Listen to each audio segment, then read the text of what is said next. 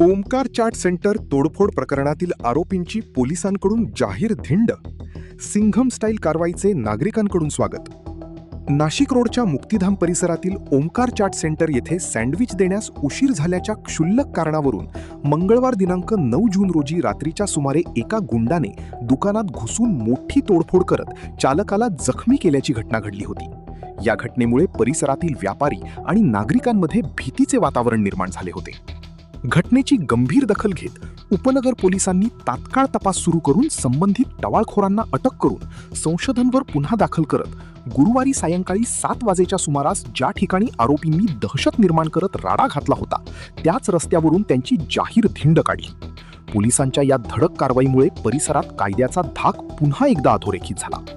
पोलिसांच्या या सिंघम स्टाईल कारवाईमुळे गुन्हेगारांची हिंमत खच्ची झाली असून व्यापारी व नागरिकांनी सुटकेचा निश्वास टाकला आहे. तसेच अशा समाजकंटकांवर भविष्यातही कठोर कारवाई सुरू ठेवावी अशी अपेक्षा स्थानिकांनी व्यक्त केली आहे.